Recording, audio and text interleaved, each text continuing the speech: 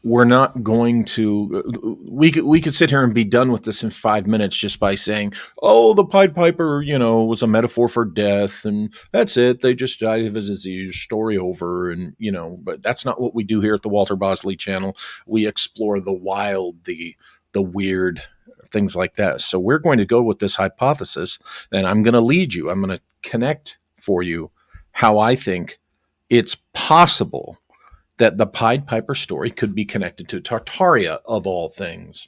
What folder did you put them in? Wait a minute. Scroll. Wait a minute. Scroll up. Go to conception art, and I named it. Oh, it's this folder right here. Okay. Do you want to start with the caves? Yeah, caves in Germany.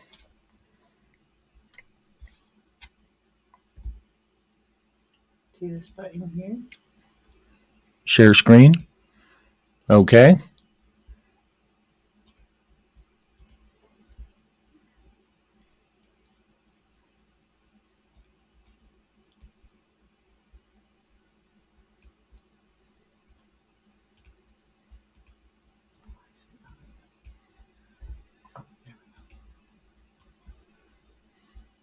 Oh, there we go. Cool. Thank you. Now you just use those arrows to change the picture. Oh, okay. Oh, okay. Great. And I can go through the whole file. Everybody's laughing at me because I'm just learning the basics. See this red button here? Uh-huh. That's how you stop sharing. Okay. Thank you. She's been giving me tutorials all day because the gremlins have been at me all day. She'll tell you. She's been incredibly patient. We took a break and went and had Peruvian food for lunch today, and that was great. That was even better than we expected, I think, right? Yeah. So here you can see these little things that, interesting, look like grave markers, are markers for caverns. And if you see where I'm circling the mouse, see, here's the mouse over here to the left. If you go to Bremen Niedersachsen, which is in the northwest, you'll see that there's a cave at, let me see what that says. That says Schillerturla, or Skilleturla, or whatever. What? I can show you how to zoom that in. Oh, okay. That's where Hamelin is located. Oh, with the wheel. With the wheel. Yeah. Okay. With the wheel. Okay, now if you look at, oops. Can they see what I'm doing with? They can't, can they? Okay, look at Schillerturla, Bremen Niedersachsen, Schillerturla. If I'm pronouncing, excuse me, Europeans, if I'm not pronouncing that right, I apologize. That's the vicinity of Hamelin in Germany. So as you can see, just to the southeast, there's 1, 2, 3, 4, 5, 6, and you're getting into the Thuringen Wood, where that Joseph Farrell writes about, where the Nazi scientists were doing all sorts of technology development. Okay, but you can see there's quite a an impressive bunch of caverns, a decent cavern system there in Germany, right? And sure enough, there is Hamelin right there.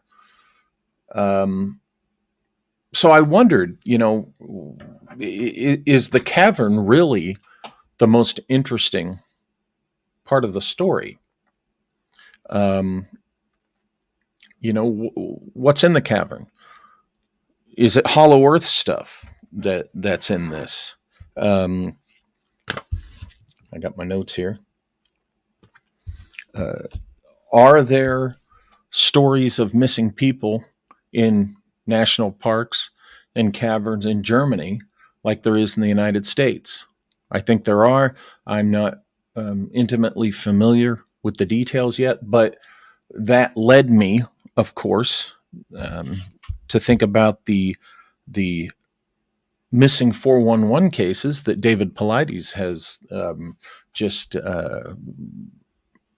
covered pretty thoroughly in the last several years. You know, a fascinating subject, somewhat disturbing subject. And when you add children being led into the caverns, it's kind of sinister. And of course, in the missing 411 cases, you have missing children. You know, a lot of adults, but you know, minors and as in underage folks. So I thought, well, gosh, that made me think of this. This is a map of the caves and caverns systems in the United States. Look at these black areas. Wherever you see black, that's where a cave or a cavern system. Now look over here in Appalachia and look all, you know, south of Ohio there and right around in there. You know, then of course we have them down in Texas and then New Mexico. This is where Carlsbad is, and all the way out to California. Now this one right here, if you can see it, I don't know if you can see my mouse or not, but if you go out to California on this map, you go up to the Oregon border and you see the big dark spot there. Just go down on the right side of California, and that first dark blotch you see about where the bend is at, you know, Tahoe and Pyramid Lake, and or you know where Nevada is right there, if I'm getting that right. That's the vicinity of Yosemite. As you know, if you study the David Paulides stuff, Yosemite is the one national park with the biggest number of missing folks. And sure enough, there's, you know, caverns there, a cavern system. Now, we know that in California, the Paiute Indians talk about the Havasupai, the people with the flying canoes, and the people that live in the subterranean places, right? They have their own civilization down there. What does that make us think of? Well, the Hollow Earth. Okay, so in Hollow Earth lore, you know, we read about here's a good book, Hollow Earth and the Piranhas, right? And then here's another one, that Architects of the Underworld by Bruce Rux, the symbolic underworld as well as the literal underworld, and many other sources talk about this.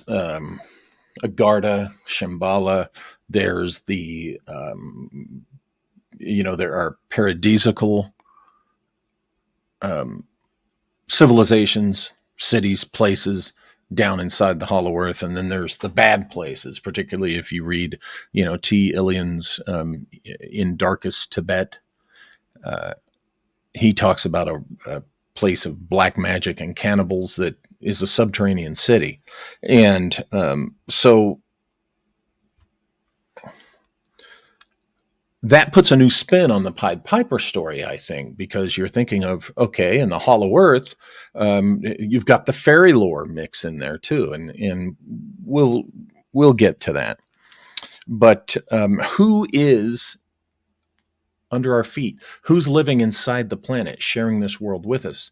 And why would they take children? Now, we know in the fairy lore, as I just mentioned, there are stories of the fairy women will take either a child from the surface world or a male to mate with, but often they'll take a healthy child and leave their sickly child. Okay, this is called a changeling. So, you know, that's just one example in fairy lore about children being abducted, right? So we start with a fairy story, a fairy tale or what have you. The Pied Piper story. We're told it has a basis in fact. We know that there are, you know, the children are mesmerized by music into a cave, into a hollow mountain that seals up and their parents never see them again. And we know that Germany, of course, has its own collection of caves there and cavern system. We can, again, we can just conclude that, well, this is just a story to scare the children and stuff, and it's nothing more. And then I can turn off the camera and we can just forget about this discussion. But that's not what we do here. We're taking it to the wild place, as I said before. So the Pied Piper story, the kids are taken by a man from who knows where he's from. He, for all intents and purposes, he could be a man from the inner earth, from this other civilization, right? And he's brought a bunch of surface kids, healthy surface kids, down into their world because the surface people refuse to pay him. So do these German caves through, that global tunnel system that we hear about, do they connect to this, the cavern system in the United States via that inner world? So we go from the Pied Piper to the Hollow Earth, right? Isn't that interesting? And then there's the fairy lore mixed in there, the Tuatha Dé Danann, the others.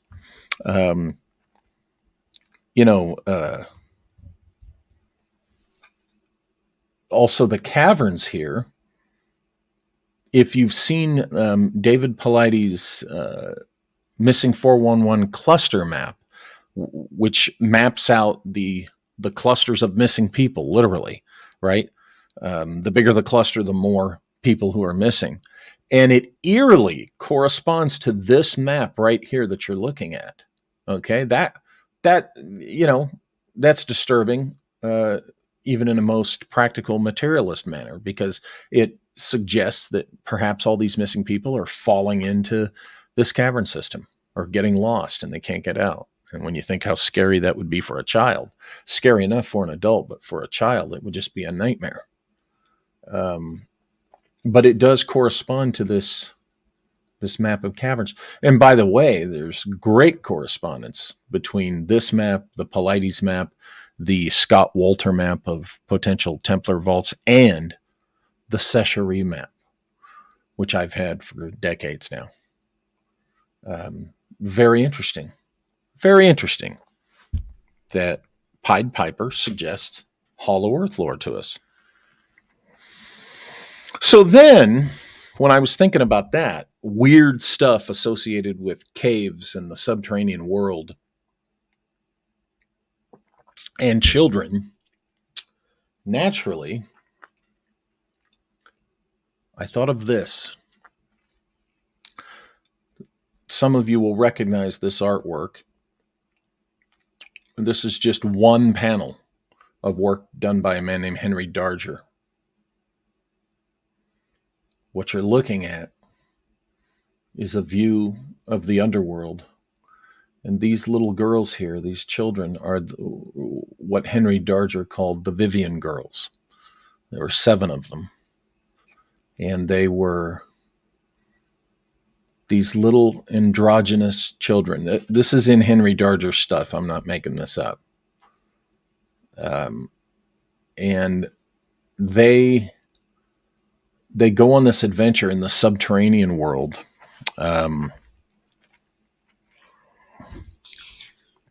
There is a war down there. The war is between the Glandicos and the Angelinians. Okay. If you don't know who Darger was, let me give you a little bit of background. He was the son of a German immigrant. His mother died when he was young. He had an okay childhood until his father had to be admitted to a medical facility for medical issues that he had. And unfortunately, Henry Darger was sent to live in a Catholic orphanage. And that's when his life turned sour. Oh, what a coincidence. You think there's something there? Anyway, they had young Darger committed to this institution called the Lincoln School for children with problems. And their accusation against him was that he masturbated excessively. When you hear him tell, when you read his telling of the story, his mother had died when he was young. His father unexpectedly had to go to another state to live in what they called a sanatorium, which was a hospital place, not a crazy house. Okay. And so this kid, who'd had an okay life other than losing his mom when he was young, suddenly is separated from his father and his siblings. And he's in this Catholic orphanage with all their Catholic discipline. Now imagine, this is like over 100 years ago. So imagine how bad it could have been if you didn't suck up and play the papal game. Imagine him suddenly being under that kind of discipline. No wonder he was whacking off constantly. Okay. They probably drove him to, a level of insanity. So then they have him institutionalized. Okay. In a place for crazy kids for his excessive masturbation. Now, he grows up, he gets out of there. During his younger adult years, he has this close friend who probably they were in a gay relationship. That's what the people that really study Darger say. And he and this guy wanted to start what's called the Children's Protective Society. They were really intensely concerned about children and their safety. Here's another image. Now, take a look at that stuff in the back there, those dragons. That looks like, it looks like Peter Max. If you guys remember the famous artist in the 60s, Peter Max, who's probably most known today for being the artist of the Yellow Submarine album and movie. But these are the Vivian girls. Remember, they are androgynous. They are, and this is Darger's description, in his imagery that he did. He drew them with penises. And this is them on one of their adventures. That's Elsie Perubic. Now, that's Henry Darger himself, okay? Later in life. Now, he wanted to start this Children's Protective Society, greatly inspired by his obsession over this little girl here, Elsie Perubic. Elsie Perubic was a murder victim. And that was the picture in the paper. They never solved who killed her. They just found her smothered, not strangled, smothered. And Darger kept her photo. And he was obsessed with her.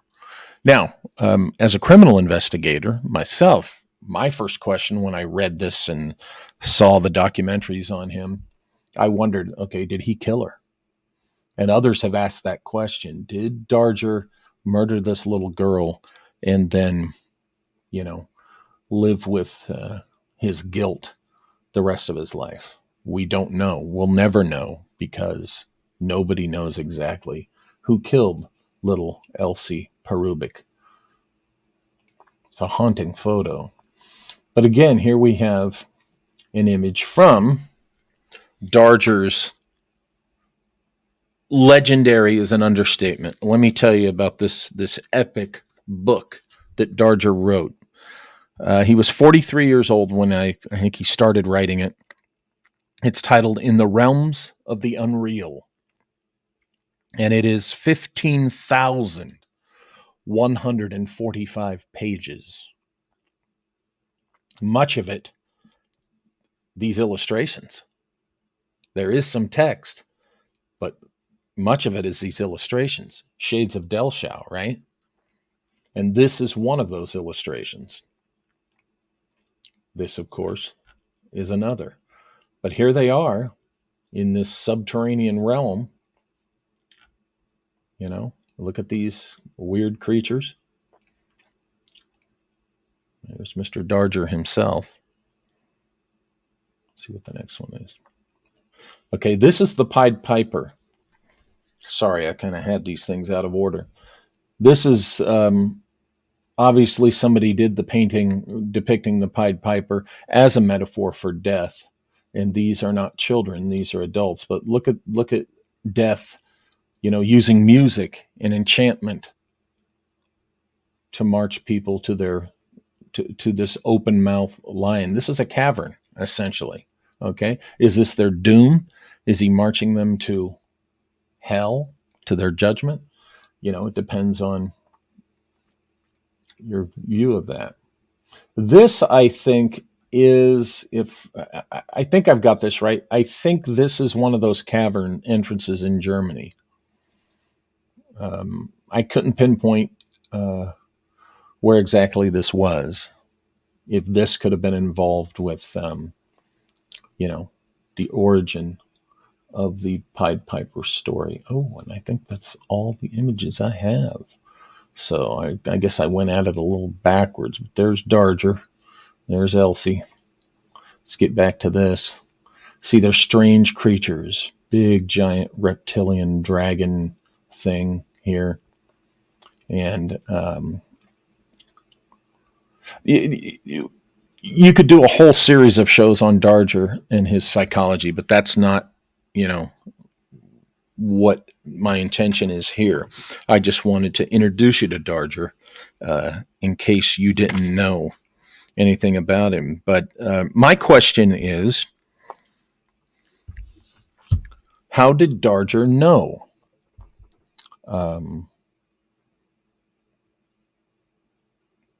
What he might have known. Was Darger crazy?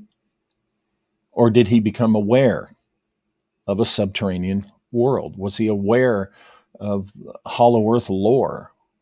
Had he learned things about the beyond, the lore of the fairy folk and beyond the children's tale of the Pied Piper? Was he trying to tell a true story with this story in the realms of the unreal? 15,145 pages. That's quite obsessive, folks. Okay. Wow. For those who thought Lord of the Rings went on and on, for those who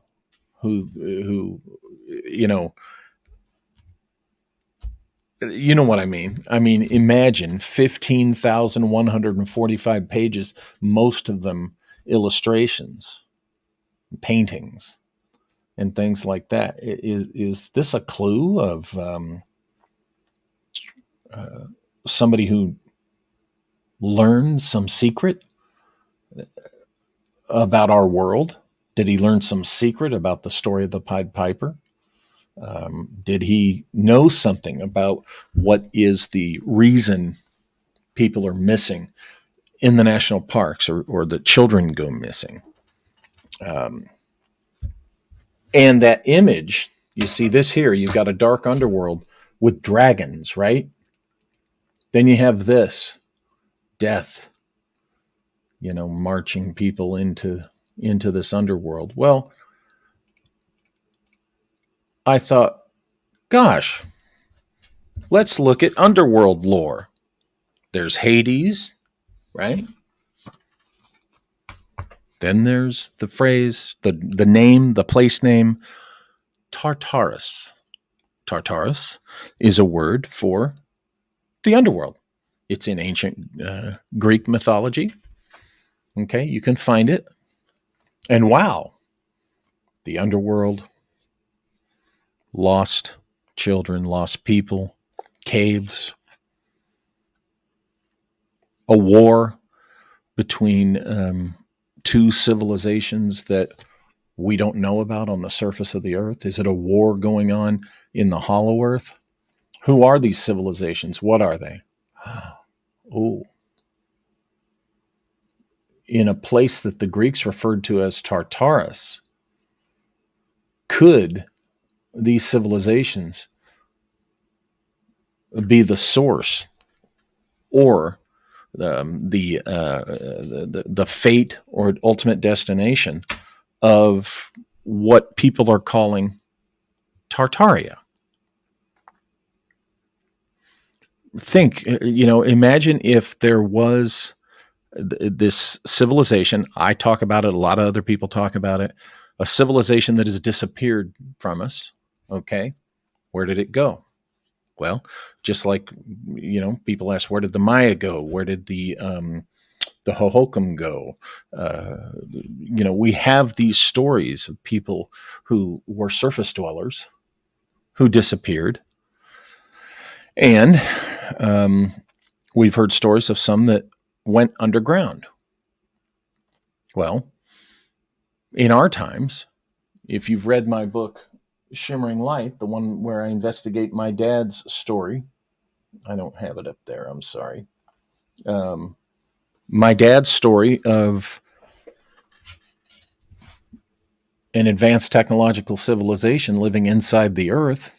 We have that. We have Richard Shaver and the Darrow and the Tarot. Okay. Throughout the entire 20th century, and particularly getting into the UFO abductee contactee era, we have stories of advanced technological cities inside the earth, inside the moon, inside, other planets. What if there was, just entertain this, this is for speculation, for whatever, thought experiment. You don't have to be too serious about it. But what if those Tartaria folks talking about this stuff today are right about one thing, and that is that there was this Tartarian civilization? And what if they went inside? What if they're the ones who are present inside? What if they are the ones who are involved with the abduction of children and other people into their world for whatever reason? Maybe perhaps people stumble upon their world and they decided that they can't let them return to the surface for whatever reason. What if Henry Darger had learned about this, something about it, and in his work he was trying to convey what he learned? Now, we know that angels have been described as androgynous beings.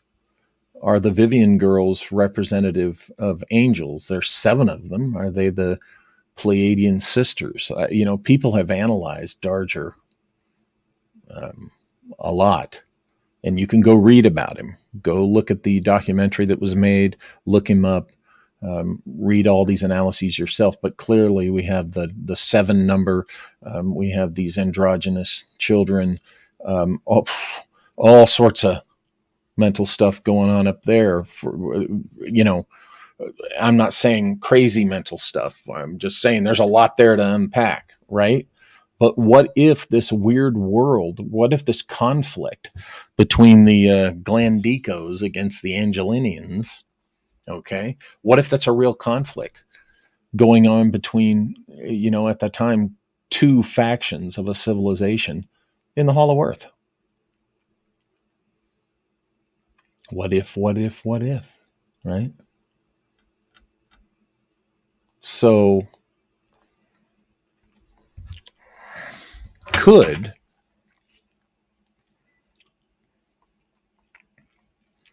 that be the case, that there is the Tartarians, the missing Tartarians? Now, you guys know my position. Don't get me wrong. All this crap about the World's Fair buildings of the 19th century and 20th century were actually ancient Tartarian structures. You know that I think that's bullshit, and I stand by it being bullshit. But what's interesting, I do entertain hypotheses about a Tartarian civilization that could have disappeared centuries ago. Okay. I do entertain discussions on that. Here's what's interesting. a little point that when I was in the middle of my research on Esoteric Napoleon, Volume 2, I dug into the Lewis and Clark journals. And in those journals, the original journals before Nicholas Biddle, okay, the very corrupt Nicholas Biddle, got his hands on the journals and edited them. Wink, wink. We know what that means. There's a description of the ruins of a very old structure, stone structure. And the way it's drawn and the way it's described is that it was, I don't want to say castle, but it was some type of castle-like structure. And it's very old in being, kind of worn down or whatever. This is in the Lewis and Clark journals. And they found this in, I don't think it might, I'm not sure if it was Montana. I don't have, unfortunately, that volume of the journal handy. But there was a drawing of it in the Lewis and Clark journals. And the person who did the drawing, it looks, for all intents and purposes, like some old structure, man-made structure built long, long ago. Okay, now we know there's Cahokia Mound up in Illinois. I think most of us here suspect that there are remnants of a lost civilization. And I think the Tartaria people would be real interested in that discovery on the Lewis and Clark expedition. Another thing I found out about the Lewis and Clark expedition is the logs are full of Captain Clark did this, Captain Clark did that, Captain Clark, Captain Clark, Captain Clark, Captain Clark, on and on and on, page after page, day after day, week after week, sometimes months of Captain Clark. And then you'll get an entry, Captain Lewis rejoined the group, was with us for a few days or a week, and then he went off again. Captain Meriwether Lewis was spending most of his time doing his own thing. Secret mission, perhaps? I think so. That's what, when I read the journals, I read them completely, thoroughly. And I've come away with, it's obvious to me that Tommy Jefferson gave Lewis different marching orders than Lewis gave Clark. Okay, it's so obvious. Those journals and the story we're told, excellent recounting of what Captain Clark and the guys, on the expedition were doing.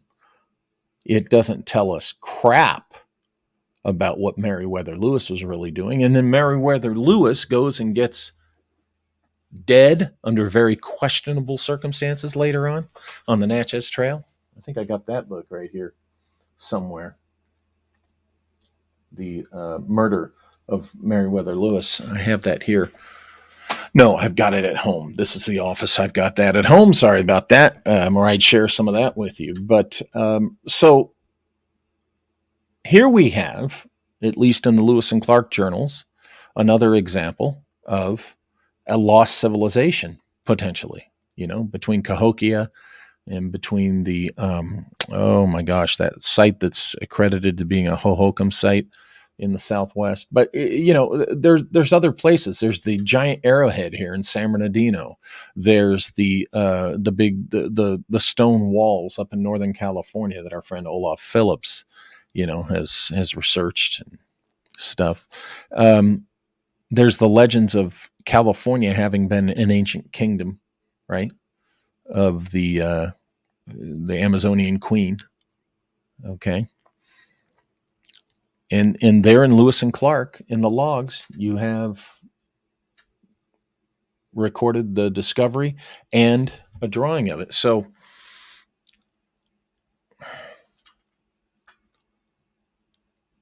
here we have a suggestion of a lost civilization, a forgotten civilization. Where did they go? Could they have gone into the subterranean world?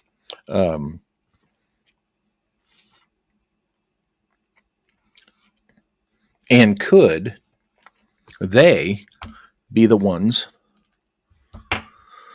abducting people into their world for whatever reason?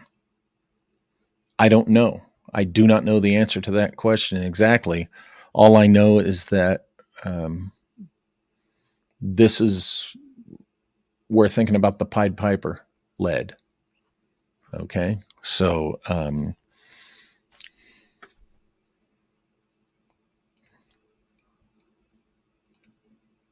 who knows? Who knows what's going on? Oh, here we go. Here's a image of Agartha, the Hollow Earth.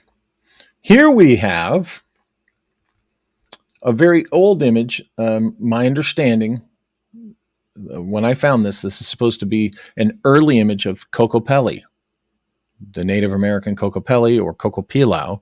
Now, this is traditionally a fertility entity.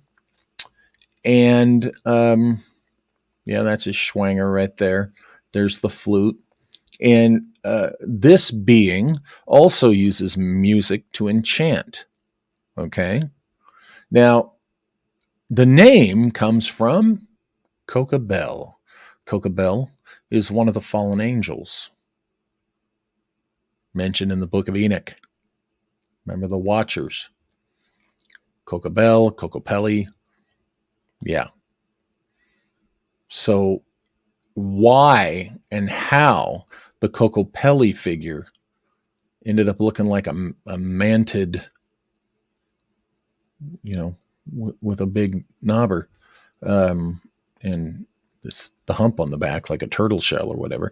You'd have to just do an analysis of the lore, dating from the Enochian lore to the Native American lore.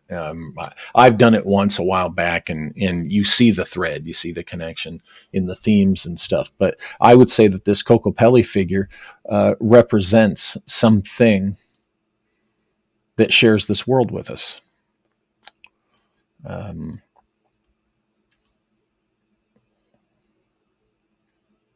But interesting. It enchants, it plays the flute, it's about fertility. And we have the Pied Piper of Hamelin, who uses music and enchantment to lead children. Children are the product of fertility, are they not? So we got all this fertility stuff going on. Does this suggest that the Tartarians have a fertility issue? Were they dying off? Are they dying off?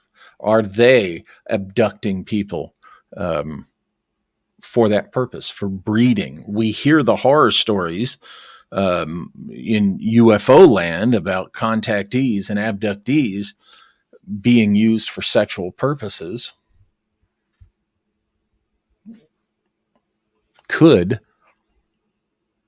these things I'm bringing up today have some connection to that? Could it literally be a fertility interbreeding type of project, as some people propose? I don't know. I'm not prepared to commit to that.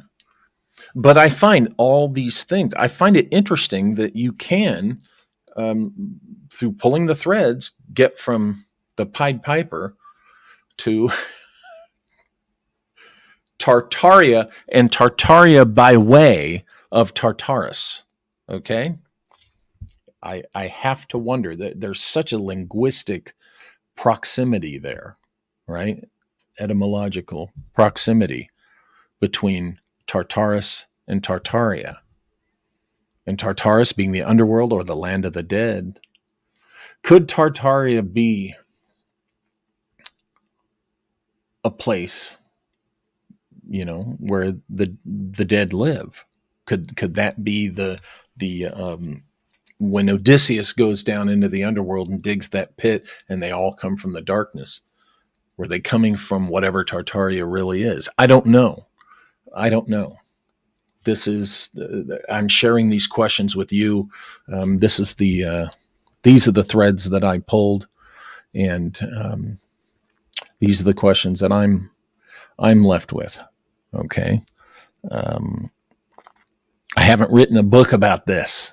So I haven't done as deep a dive as I am prone to do. What I'm sharing with you is the the early seed point of another potential topic that I may cover.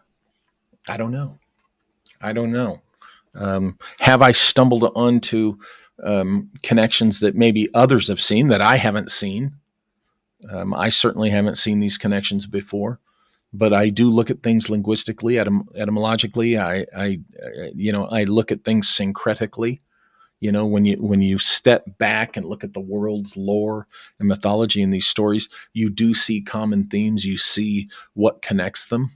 Okay, but you have to get out of the ego-driven attachment to these things. Is that no, Coco Pilau was only Pacific Islander, nothing to do with Coco Pelli. Bullshit. Coco Pelli and Coco Pilau have nothing to do with Coco Bell. Bullshit.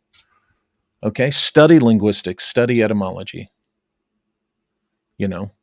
These things do have to do with each other. Gene Matlock has written a fantastic book. It's only that thick. The last Atlantis book you'll ever need to read. And he gets in and points out the Vedic terms that are found in other cultures. You guys are familiar with these kinds of studies, okay? So this is my approach. And what I'm seeing here is how the stuff involved with this Pied Piper story can lead us to the underworld, can lead us to our missing persons cases here in our national parks, okay, in the wildernesses where there are caves galore, as you saw on the map. I have to wonder, is it, and then with Tartaris being in the mix, and Darger, the mysterious, weird Darger, writing about these two factions of a civilization in the underworld having a big war. Well, could that be what happened to so-called Tartaria? I told you, Tartaria people, that I don't buy all your hypotheses, but I'm kind of rooting for you. This is what I mean by stop trying to push stuff that's it's wrong. You're wrong about it. Okay, quit clinging to the bullshit that the 1893 Chicago World's Fair White City was hundreds of or thousands of years old. Okay, you're going nowhere but stupid town with that. Okay, back off of that stuff and look more at these kinds of things. Look more at that, what was reported in the Lewis and Clark journals. Look more at Cahokia Mound. Look more at these things, okay? Oh, yes. Here. You're welcome. And,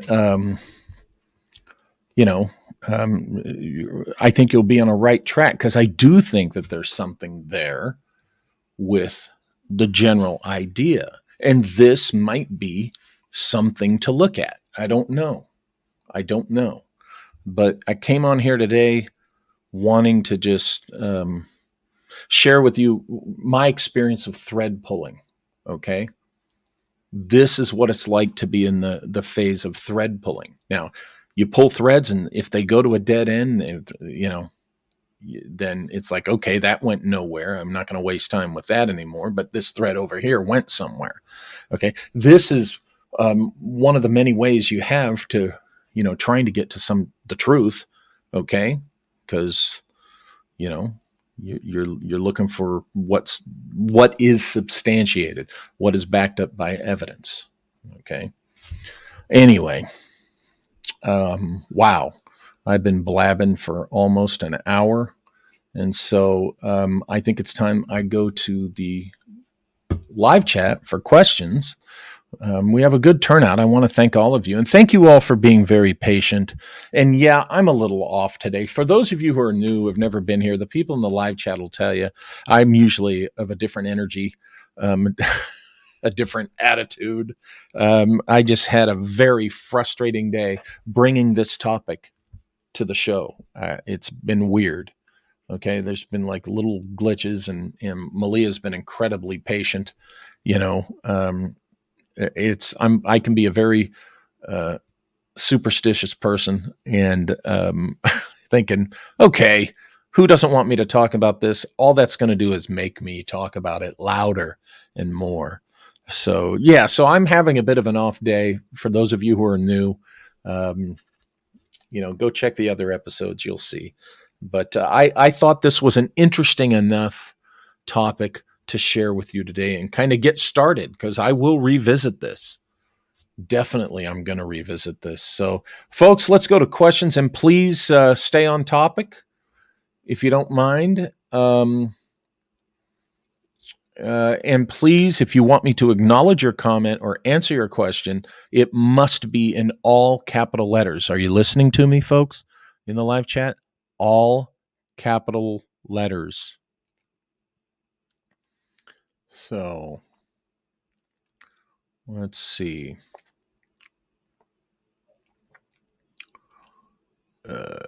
Triva 2000 says, this is a very interesting subject. Thank you, Triva. Thank you. I was hoping you guys would agree, and I think it is.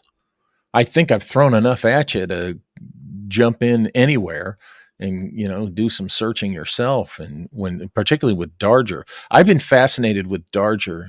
Now, don't get me wrong. I am an experienced investigator. I've been a federal criminal investigator, and the thought did occur to me that he might have murdered that little girl Elsie, and then it drove him even nuttier the rest of his life dealing with it. Okay, that is a possibility. Philip Blair, what were those words on Atlantis? I have no idea what you're talking about, Philip. 5DRG, Walter, did you find any Germanic ties to the subject besides the 411 coincidence? Right, the 411 coincidence, meaning that a lot of German-named people, interestingly enough, or even German-born people, are among the missing. That is kind of weird. I only looked into this to the extent of, what is there, extensive, what's the extent of the cavern system in Germany? And I shared that with you. Like I said, I have not done the deep dive on this. So that's one thing, 5DRG, that I'm going to find out, what further Germanic connection is to all this. There it is. Nick is telling you, all caps, please. All caps. And Renee, Mrs. Johnny Side's asking, I was wondering about the Roanoke cave systems. Yeah, any cave system. I mean, think about it, right? Roanoke Island, they disappeared. Did they go into the caves? Now, some people say there's evidence that they just got absorbed into other colonies, but I've never really heard that. And just because I haven't heard it doesn't mean it's not out there. But I've never really heard that with a level of certitude that that's been proven, that is still a hypothesis, that they just went to other colonies and were absorbed. So that's interesting, Renee. Right? There's. Let me look. I already took this off, but I will look on the cave map. What's interesting, Renee, is I see no caves to speak of. On this map, it does not look like there's but maybe one or two spots. I want to say that is the Virginia, North Carolina coast. So it's not like there's heavy cavern presence according to that map. Yes, that's right. All caps like this. Evil Fandango says, the Pied Piper story made me think of the sound frequencies only kids can hear. Oh, that's interesting. Yeah. Rebel Grits asked, does that creature look like the ant people to you? Yes, it does, right? That we're talking about the Coco Pelly image that I showed you, the manted looking thing. Yeah, there's but remember, when they talked about the ant people, I think that was it's either the Hopis or the attributed to the Hohokams. When the Native American tribe that talks about the ant people talk about them, they're not saying that they're like ants, walking around like people. What they mean is they were people who lived in the ground like ants. That's my understanding. But certainly, if they called them the ant people, they might depict them to look like ants, right? So that's a good, interesting point, Rebel Grits. Richard Mills, does that cave entrance look blasted out from the inside? Could be, the one that I showed. Yeah.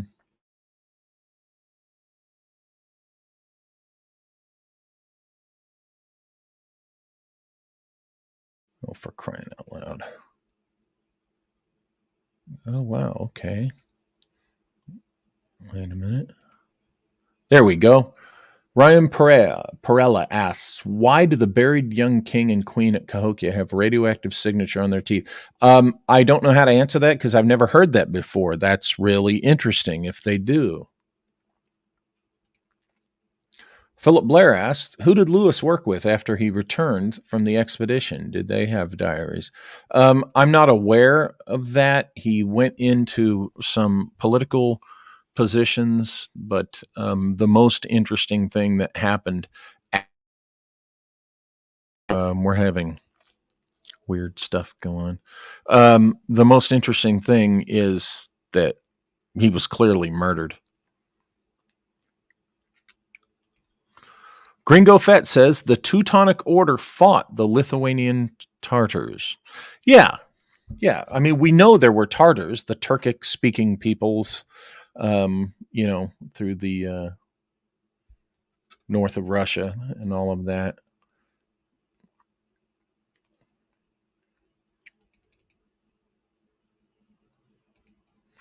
Kenneth Johnson says, Walter, two things. You're allowed to have bad days. Thank you. Kokopelli is also a trickster god in some cultures. Oh, that's right. You're right. I forgot about that aspect. Jay Widener says, Hey, Jay, how you doing? The world's fairs were movie sets built out of plaster. People need to stop the disinfo. Thank you, Jay. Exactly. These were exactly like movie sets. Okay. This is where the movie set builders, theater. Okay. Theater's been around for centuries. All right. And in theater, they learned how to make these facades and stuff. Okay. So that's where this kind of idea, this technology came from. And that's what, the World's Fair structures that you see that seem so sturdy and permanent. Well, oh my God, they were not. They were plaster over chicken wire and paper mache, and I mean, incredibly much more fragile. I mean, they held up for the time they were meant to. But yes, thank you, Jay. These things were not. Now, the Parthenon in Nashville, the people liked it so much that, they had it rebuilt into a permanent structure. Jay, excellent point. Read The Devil in the White City, and you'll learn all about Burnham and all those guys who were the ones who built that. Oh, by the way, Walt Disney's father, Elias, was one of the many laborers who helped build that White City for the 1893 Chicago World's Fair. Okay. And again, all caps, be on topic. And yes, some Southwestern cultures, Kokopelli is a trickster. I recommend Christopher O'Brien's books on the trickster. Todor Kolev asks, is that Tartarian stuff just a legend for Europeans using Muslim building practices? Huh. I don't know. That's a good question. Ligerleaf says, Renee, more about Renault cave systems in Virginia or North Carolina. Remember, folks, if you're asking me a bunch of questions that I'm scrolling past, it's because they're not in all caps. Good turnout today. I want to thank all of you watching this. Thank you for your patience for the late start and for my curmudgeonliness in the beginning. I was just having an annoying time trying to get this show to you. You're welcome, Lagerleaf. Thank you. Treva 2000, were the Slavic people also Tartars? I think there were Tartars in the Slavic countries, and yeah, there were. Look, folks, there were the historical Tartars, okay, and it's spelled with two R's or one R, either Tartars or Tatars. The Chinese did the one R version, Tatars. But these are a historical group, most of whom got absorbed into what would be the modern, modern Russia or Soviet Union, that kind of thing. There's no mystery there. But I do think it's worth wondering what the lost civilizations that once on this world were called and who they were. David James asked, do you think a lot of the viewed alien bases are interdimensional? David James, do me a favor. You're welcome to be here, but all I ask is that people stay on topic, okay? And that has nothing to do with what I'm talking about today. Not trying to be a dick, but I've said it numerous times, and others have said it. Please stay on topic. Let me just say why.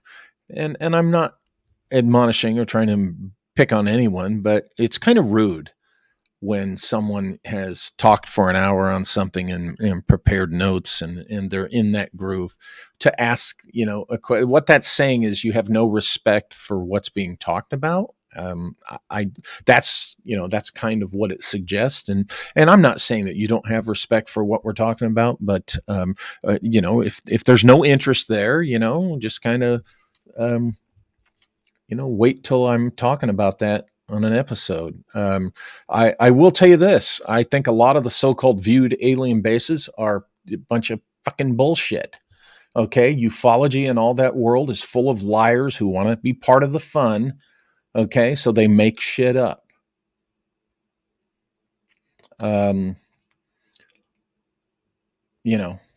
McMonagle's a different story, but you asked the question when I'm not talking about that topic. So you're going to get a little bit more of a direct, honest answer about it. Anyway, not picking on you, just, Griffin Eagle 7. Where were the magical beans from the story Jack and the Beanstalk? Oh, or what were they? Perhaps, I don't know. Maybe they had Miracle Grow back then. I don't know. Ooh, old Gaffer. What do you think of the Green Children of Woolpit? I kind of like that story, and I'd like to think there's something to it. Folks, let me tell you where Walter Bosley's coming from if you're new here. I'm a fan of Hollow Earth lore in theory, okay? Now, it's qualified. I have things about it that I think are crap. There's things about it that I think there's something to it, and it's worth, continued consideration. And the Green Children of Woolpit, is that the right word? That's worthy of consideration. That is a very curious, strange tale. And so I find it interesting. That might be worth doing a show on. Thank you, old Gaffer. Nick N. What cavern talk yet no plugging of What cavern talk yet no plugging of Mott's Caverns book on your Lulu? Hey, I haven't got there yet. Thanks for bringing it up. I have been for a few years the publisher of William Michael Mott's. When I say legendary, it's legendary in our circles. Caverns, Cauldrons, and Creatures. Boy, do I have a copy of that here? I don't think I do. You know what? I'm gonna. Everybody hold tight. I'm gonna dash in and see if I do have Mike's book because I want you to see the cover.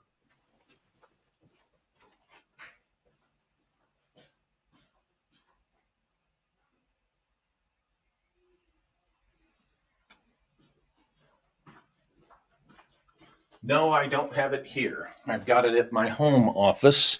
This is the studio, and it's at Malia's office space, in her home office. But yes, folks, William Michael Mott, Caverns, what is it? Caverns, Cave Dweller. Nick, put the full title in there for me if you don't mind. And yeah, that can be found at Lulu. And look, folks, if you're into the lore associated with who's in the underground, Mike's book is one of the best ones.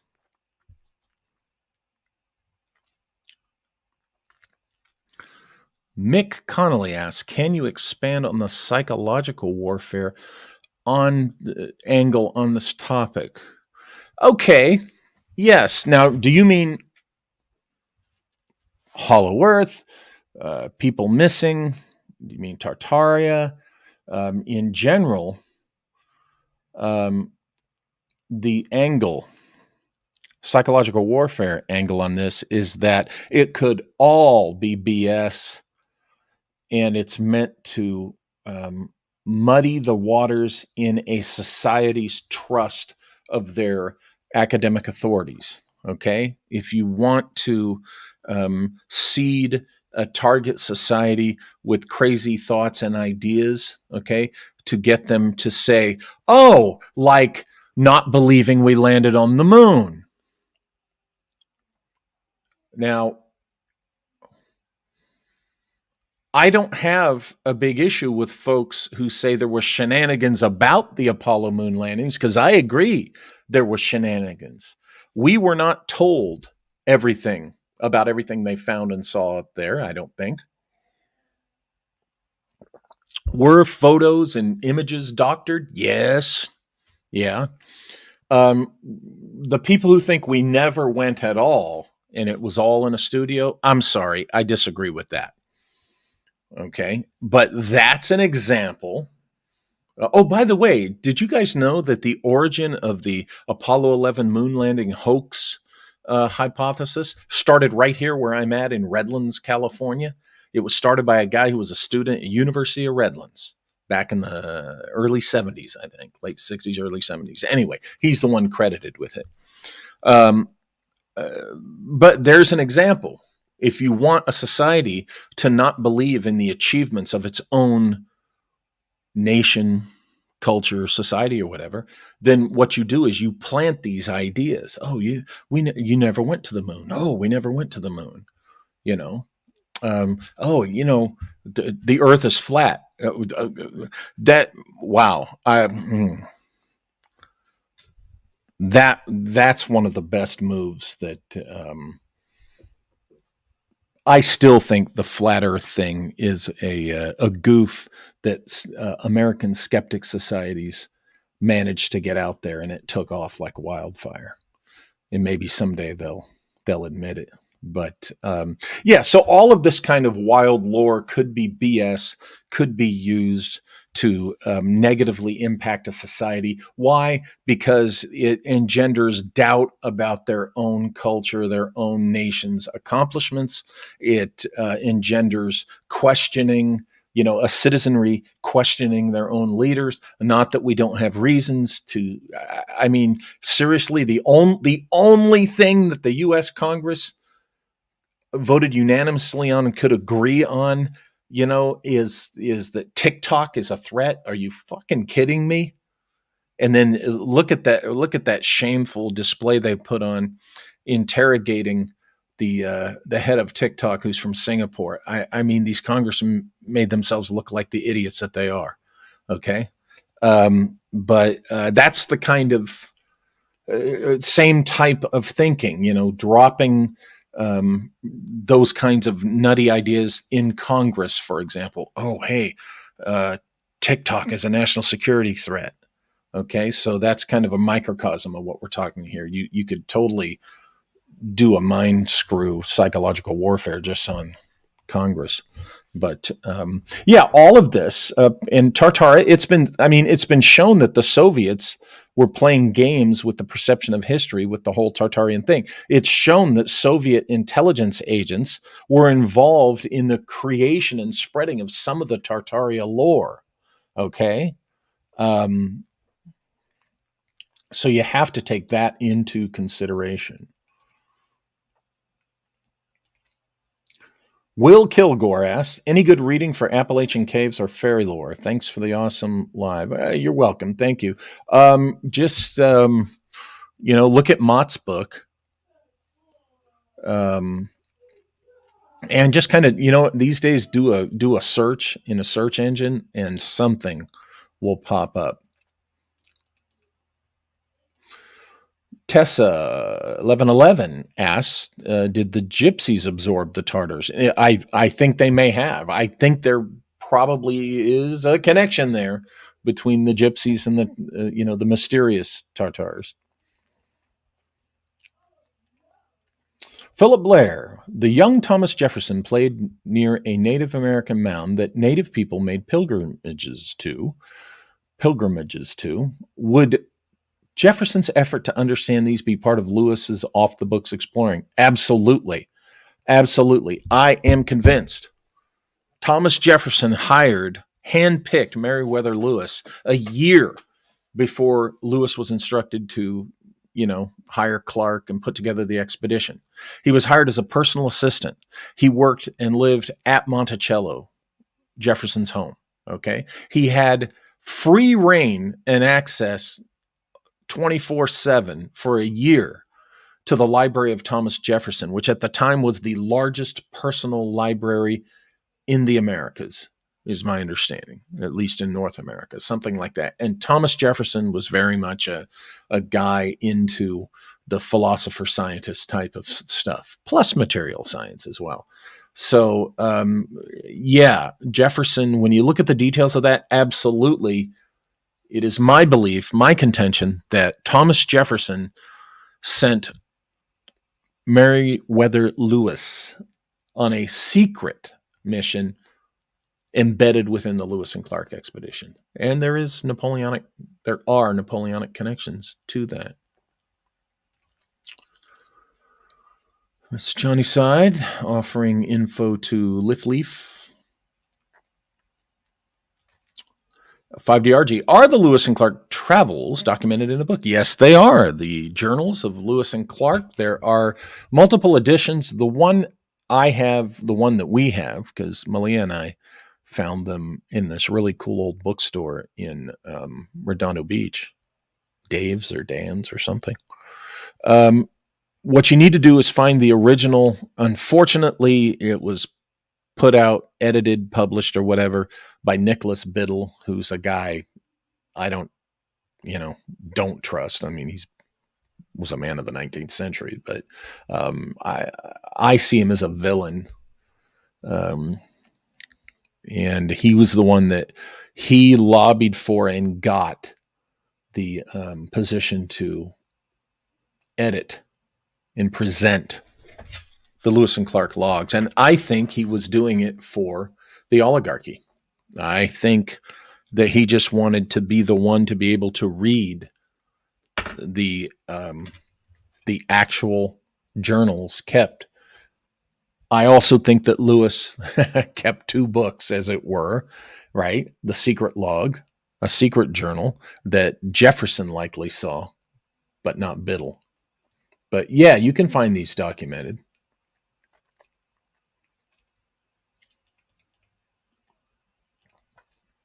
Rebel Grits asks, do you think Lewis was exploring elsewhere, meeting other people? Yes, indeed. He was definitely exploring elsewhere.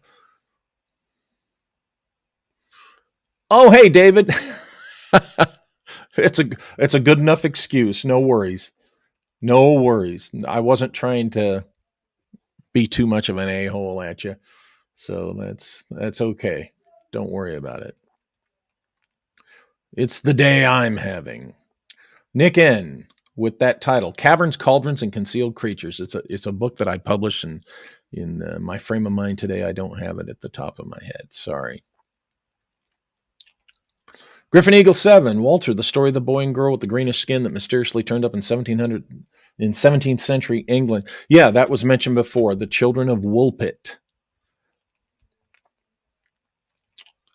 Nick N, it's the Mott book, Caverns, Cauldrons, and Creatures, Cave Dwellers and Creatures, is a legitimately scary read.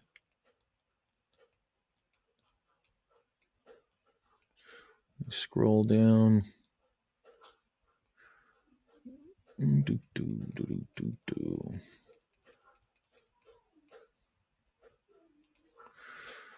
Tessa 1111.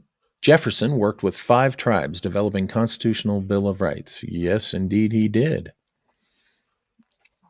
Philip Blair, you mean like Biddle's job was blacking out portions? Yeah, right? Yeah. Biddle's job would have been to redact certain things. Exactly.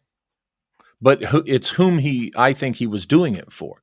I think he was doing it to benefit the oligarchy. So let's see. Okay, folks. 10 more minutes. Got plenty of time for more questions.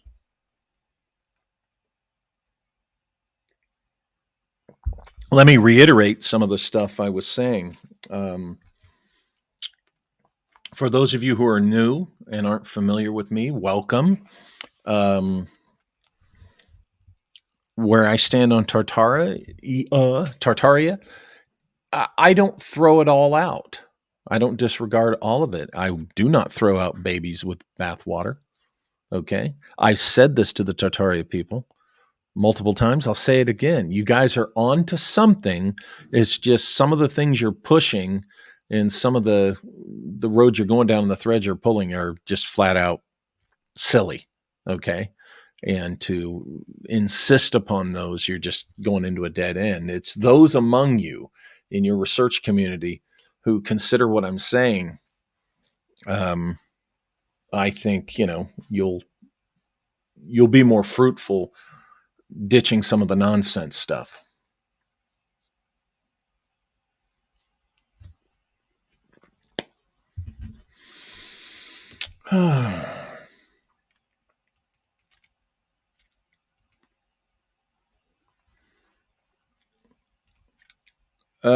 D Light. Hi, Walter. What years are the people disappearing? Well, look at the Polites books. The disappearances go back over, the ones that he documents go back over a century.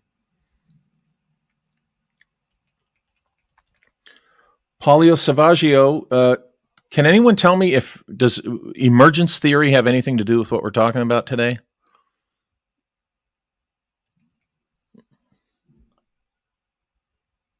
And if it does, then I'll answer that question that I've seen twice now that I just am asking. Nick N. Has Sesh mapped out the area in question? No, not that I'm aware of. Tim Houston mentioned Mac Tawney's crypto-terrestrials. When you read the stuff in there, when he talks about EA Guest, that's me. Back then, I had sensitive employment and couldn't use my real name in publications. So I used the pseudonym EA Guest. Just FYI.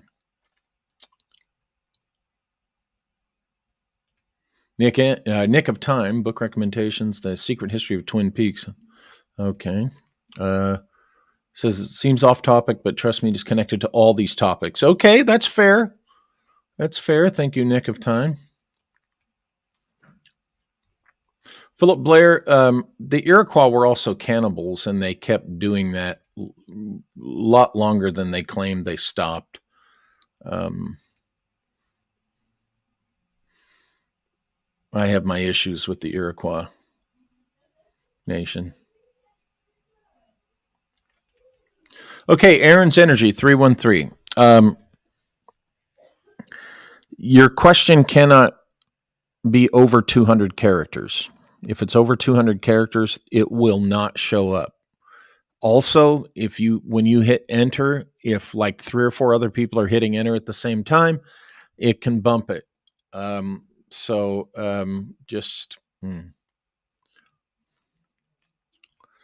Polio, don't just say yes. Please refresh my memory on what that theory is. I'm politely asking. I've got a room full of a lot of people, and I'm navigating through several things. Show me the courtesy, please, of giving me some type of context, so that I don't blow off the question. Thank you. Luray Caverns in Shenandoah. Oh yeah, I think I've been to all the caverns in Shenandoah Valley. That's great. That's a great experience.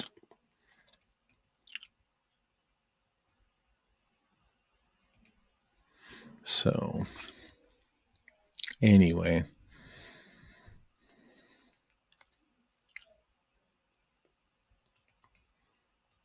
Okay. Yeah. So, we're on tonight because Malia has some business in Montana. So, um, we thought it'd be smarter to do the weekly live stream here rather than there. And even though I did do some there from my phone, and that's still possible, but the actual official live stream, and boy, oh boy, have I been punished for trying to do that today. Gosh.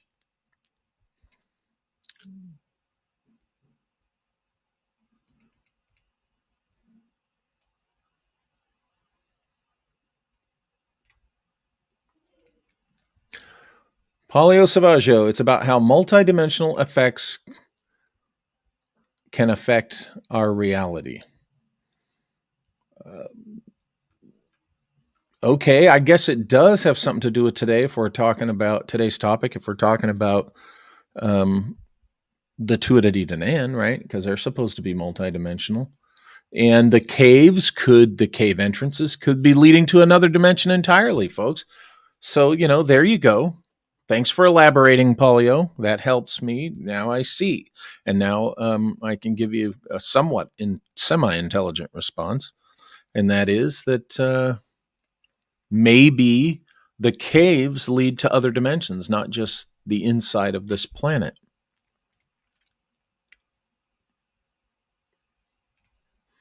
Renee, Mrs. Johnnyside loves tonight's topic. Thank you, Renee. And here we go. Aaron's Energy's question is in. Many ancient tales of specific tones played to open portals connection. There's the classic Alibaba and Open Sesame, right?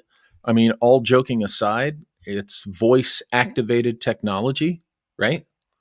So, again, that suggests speculation of an advanced technological civilization having built these things. Having once been here. Is that who the so-called Tartarians that the people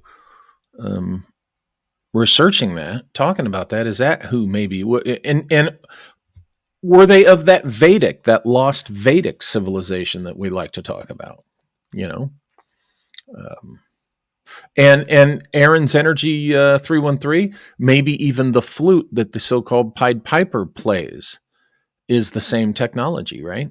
And he played a tune to open up the wall of the mountain. Anyway.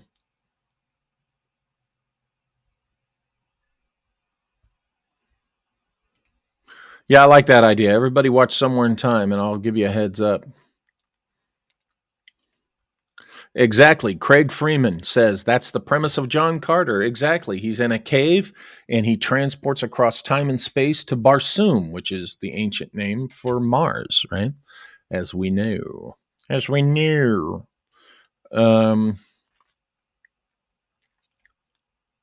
Interesting. Emergence theory suggests that our reality is only possible because of our thought. We think, therefore we are. Yes, indeed, Tessa 1111. Dr. Farrell agrees that harmonics were harnessed. Yes, many researchers, would agree. Oh, gosh, guys. Again, wow, an hour and a half already. And I know I spent the first 5 minutes being a grumble gus. But thank goodness for Malia coming in and fixing things up. And we've had a great turnout tonight. Thank you all again for hanging in there. I'm hoping that it's because the material that I shared and the questions and the things I threw at you, folks,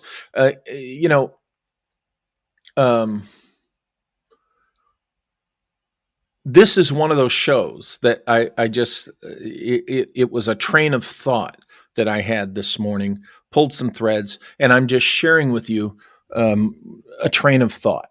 Okay. I, the answers to some of these questions might be out there and easy and explain certain things away. But every once in a while, I like to share with you how I go about these things, share with you something that makes me think, hey, I wonder if that's connected to this. And then I pull some threads and I see, oh, it is kind of, and that could really, lead to some more substantial research. And so, it intrigued me. It does intrigue me. So I will continue to look at this, but I figured, I'll throw it out there to you guys, and maybe some of you will dig into this. But if you are a Tartaria person, so to speak, remember, I will say it again. I'm critical of it's silly. It's crap. This idea that World's Fair buildings and other buildings, which we know exactly when and how they were built, are actually centuries or thousands of years old, and we're being lied to, and the whole cities were waiting for us out on the plains as we expanded west, and we took them over and pretended that we built them. I'm sorry, that folks, if you're really buying into that, you might be the victim of the when we talked about earlier about how intelligence agencies, particularly the old Soviet intelligence agencies, got stuff out there, okay, to mess with you. But other than that stuff, I do think that there are, I do think the idea of lost civilizations with advanced technology, it has merit. And I think the so-called Tartaria hypothesis falls within that and is very much worthy to pursue. I've been telling Tartaria folks, somebody write a damn book. One of you write a book where you put all the stuff that gets argued and presented, put it in one place, do some actual research, do it honestly, present the material honestly, but put it in one place. The writing of books is not archaic and passe. Okay. If you think that, then you're one of these people that are youthful and, think that, that this world is completely new and everything before it is useless. You'll grow out of that. Believe me. Anyway, forgot where I was. Lordy. Oh yeah. Write a book. Okay. It puts it in, it's your report of your research. Look at a book that way. My books are reports on my research. Okay. And it's in a form that somebody can sit down and read and think and see what you're saying with all the evidence presented. And I think the Tartaria people will begin to be taken a little more seriously by others and the rest of us if you guys would get serious about your research and just quit doing what if videos. Okay. So anyway. All right. Well, folks, again, I'll say it for the 100th time. Thank you for your patience and for hanging in there. I do hope this was an interesting enough discussion. And I will, there won't be a Saturday live stream because, as I told you, Malia's got business in Montana. And so it's a little hard for us to do these things. And so we're going to give you a break. And the live stream will be back next Wednesday with Sesharie. And folks, next week, Sesh and I are going to reveal to you and share with you what's in those letters that I've been talking about, that he wrote and sent to me 10 years ago, that are at the heart of our personal research and investigations into time, space phenomena, and time travel. And I'm excited about this. I'm really looking forward to it. I've been wanting to tell you guys the stuff in these letters for years. and now Sesh is ready. And he gave the first part of, that conversation last Wednesday. Go back and watch it. And next Wednesday, we'll see you with a discussion of time, space phenomena, and time travel. So thank you all again. Thank you very much. If you're new here, welcome. Please come back. Please subscribe and check out walterbosley.com for the books.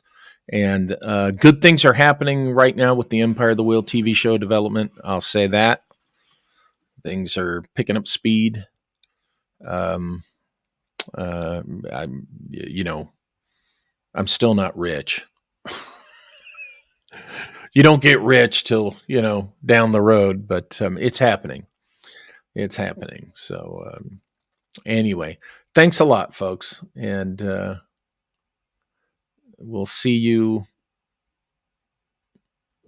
next Wednesday with Sesharie.